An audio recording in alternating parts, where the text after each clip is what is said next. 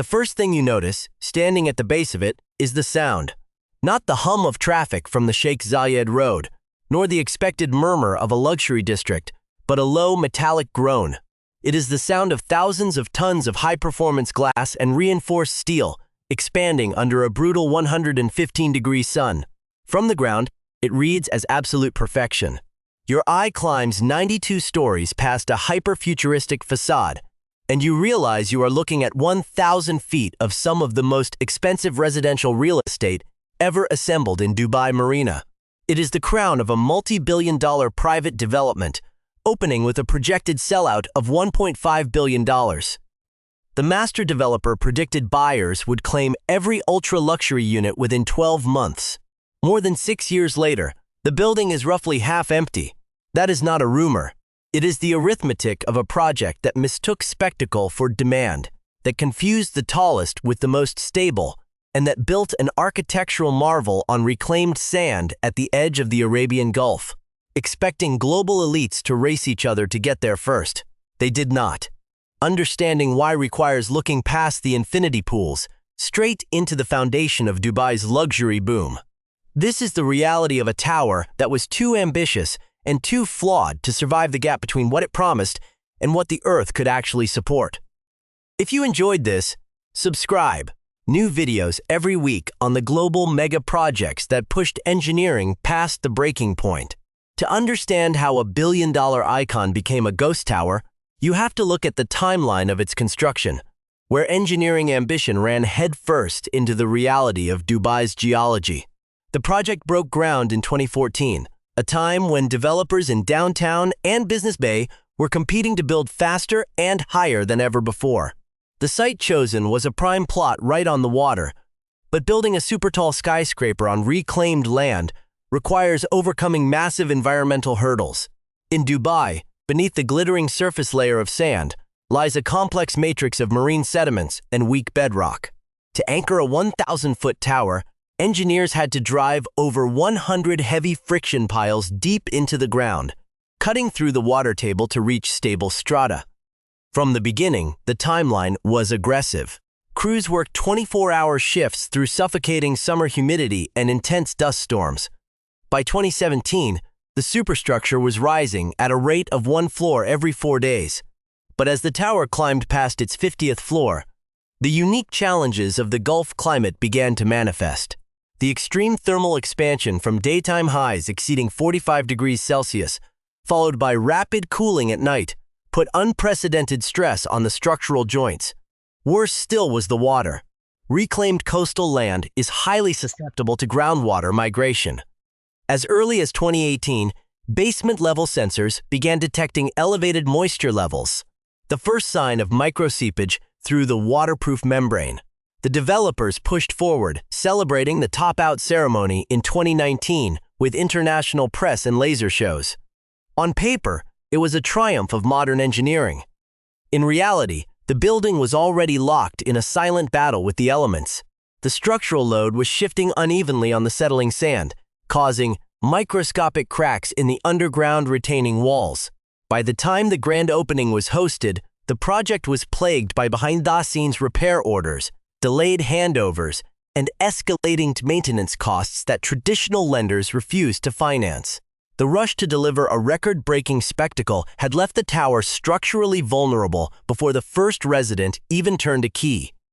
The technical struggles of this marina icon reveal a deeper structural issue across Dubai's ultra-luxury market. For years, the city's real estate play relied on an unspoken rule.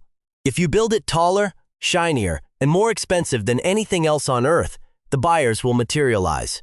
But as this tower topped out, it ran straight into a phenomenon known to local engineers as glass fatigue and heat-induced structural stress.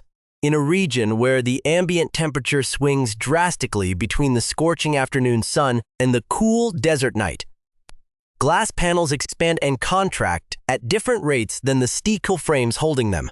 Across the city, from the Palm Jumeirah to Business Bay, high-rises are facing the silent, costly reality of failures and micro-fissures. This tower was supposed to be the ultimate lifestyle destination, boasting a private beach club, a high-tech wellness center, and vertical gardens meant to defy the desert heat. Yet, the physical reality inside the building quickly shattered the marketing illusion. The massive HVAC systems required to keep the 92-story interior livable began working at overcapacity, creating intense pressure differentials. Residents in the early sold units reported whistling winds through the balcony doors and persistent condensation pooling near the floor-to-ceiling windows. Worse, the infrastructure around the development couldn't keep pace. The narrow access roads feeding into this section of the marina became absolute bottlenecks. Global billionaires who spent $10 million on an apartment found themselves trapped in 45-minute traffic jams just trying to reach the main highway. Meanwhile, a neighboring plot, originally promised to be a low-rise landscaped park, was quietly rezoned for another megatall tower, completely blocking the panoramic sea views that buyers had paid a premium for. The realization set in among the expat elite. They hadn't bought a timeless sanctuary. They had bought a front-row seat to an endless construction site, wrapped in a building that was physically straining against its own environment. Behind the sleek limestone and glass facade of the tower, the numbers translate into stark personal and financial realities. For the wealthy expats who bought into the early vision, the dream of ultimate luxury quickly soured. Take the case of Michael, a British hedge fund manager who purchased a 3-bedroom apartment on the 65th floor for $7 million. He expected a flawless sanctuary. Instead, within 6 months of moving in, he woke up to a severe ceiling leak. A high-pressure water pipe, straining under the intense pressure required to pump water up 60 stories in the midday heat, had ruptured. The flood ruined his custom Italian marble floors and exposed a deeper issue. The building's maintenance team was overwhelmed, dealing with systemic plumbing failures and malfunctioning elevators that frequently left residents stranded. The secondary market quickly turned into a slaughterhouse for capital. Investors who bought units with the intention of flipping them realized that the demand simply wasn't there. By 2023, as the global economy shifted and interest rates rose, panic selling began. The iconic penthouse on the 90th floor, originally priced at a staggering $40 million to anchor the building's prestige, languished on the market for 3 years before quietly closing at a 45% discount for $22 million. Brokers across downtown and Dubai Marina started steering clients away from the tower, whispering about its structural headaches.